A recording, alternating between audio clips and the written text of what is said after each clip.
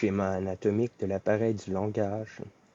Alors que ces cas d'aphasie agnosique reposent sur une action fonctionnelle à distance sans lésion organique de l'appareil du langage, il faut que dans les cas d'aphasie verbale et asymbolique, la lésion de l'appareil de langage se manifeste elle-même.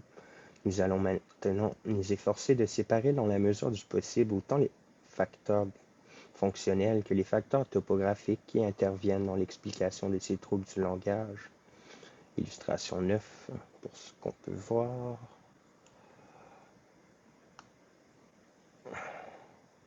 Schéma anatomique de l'aire associative du langage. Ce schéma explique comment se crée l'apparence de son langage.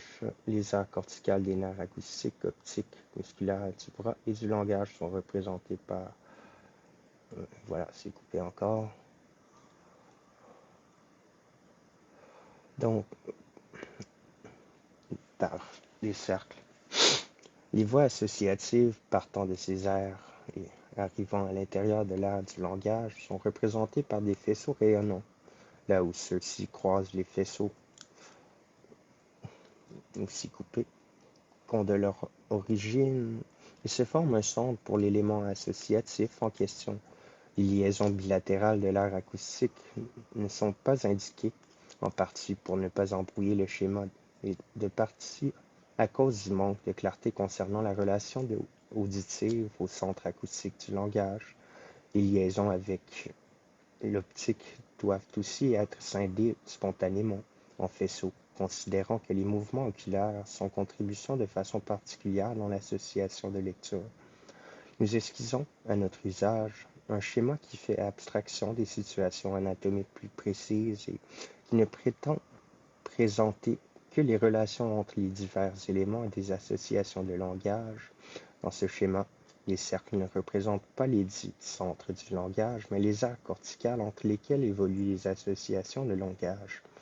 Les parties de l'aire du langage qui leur sont immédiatement contiguës acquièrent la signification de centre de langage en vertu de leur liaison croisée avec l'autre hémisphère.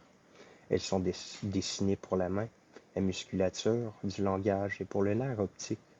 Il s'ensuit alors l'existence de 3 troubles du langage qui, dans l'aphasie verbale, révèlent la localisation de la lésion. En effet, si la lésion se trouve dans les parties de l'aire du langage qui sont voisines des aires corticales et connues comme centre du langage, elle aura comme effet que seront impossibles 1. Le transfert sur le faisceau du langage. 2. Le transfert sur le faisceau de la main servant à l'écriture. 3. La reconnaissance des lettres, ce qui entraîne une aphasie motrice simple avec agraphie et alexie. Plus la lésion s'approche du centre de l'aire du langage, moins son effet se fera sentir comme suppression d'un des éléments des associations de langage, et plus l'apparition du trouble du langage dépendra-t-elle de facteurs fonctionnels qui sont déterminants pour l'appareil du langage, indépendamment du lieu de la lésion. Aussi, dans l'aphasie verbale, pouvons-nous ramener la perte d'éléments associatifs isolés à la localisation et l'expliquer par elle?